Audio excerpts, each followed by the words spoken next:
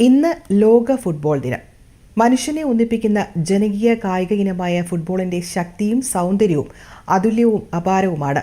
4 വർഷം കൂടുമ്പോൾ വൻകരകൾ താണ്ടി അലയടിച്ചുയരുന്ന ഫിഫ ലോകകപ്പ് ഫുട്ബോൾ ആവേശനാളുകൾ പടിവാതിക്കൽ എത്തി നിൽക്കെ ഈ ഫുട്ബോൾ ദിനം പടപ്പുറപ്പാടിൻ്റേതുകൂടിയാണ്. റിപ്പോർട്ടിലേക്ക്. രാജ്യത്തിന്റെയും വർണ്ണത്തിന്റെയും വംശീയതയുടെയും സമ്പത്തിന്റെയും അതിർവരമ്പുകളെല്ലാം മറന്ന് ജനങ്ങൾ ഒന്നിക്കുന്ന കാൽപന്ത് കളി ലോകത്തിലെ ഭൂരിഭാഗം മനുഷ്യർക്കും ജീവശ്വാസമായ കായിക വിനോദമാണ് ഫുട്ബോൾ. 1924 മെയ് 25 പാരീസിൽ നടന്ന വേനൽക്കാല ഒളിമ്പിക്സ് ഗെയിംസിനിടെ നടന്ന ചരിത്രത്തിലെ ആദ്യ അന്താരാഷ്ട്ര ഫുട്ബോൾ ടൂർണമെന്റിന്റെ ഓർമ്മയ്ക്കായാണ് UN മെയ് 25 ലോക ഫുട്ബോൾ ദിനമായി പ്രഖ്യാപിച്ചത്. ഇന്ന് ലോക ഫുട്ബോൾ ദിനമാണ്. ഈ ഫുട്ബോൾ ദിനത്തിൽ ഞാനുള്ളത് നൈനാം വളപ്പ് എന്ന് പറയുന്ന, അതായത് ലോകം തന്നെ അറിയുന്ന ഒരു ഫുട്ബോൾ ഗ്രാമമാണ് നൈനാം വളപ്പ്.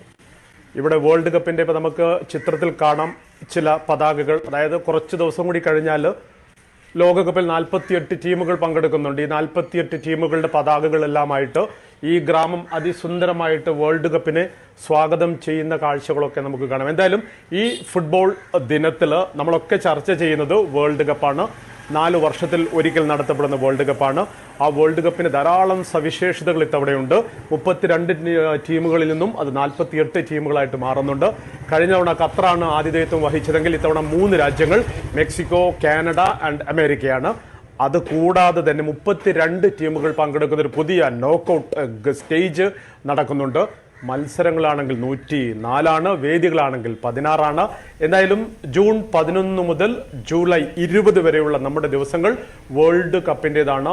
2 ആഴ്ചകൾക്കപ്പുറം ലോകം ഒരു കാൽപന്തായി ചുരുങ്ങി ഭൂമിയോളം വികസിക്കുന്ന ഫിഫ ലോകകപ്പിന്റെ പടിവാതിക്കൽ എത്തി നിൽക്കെ ഈ ഫുട്ബോൾ ദിനം ഏറെ സവിശേഷമാകുന്നു.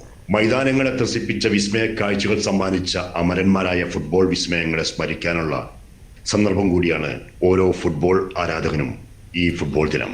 Suresh Edappal, sports desk, Doordarshan news.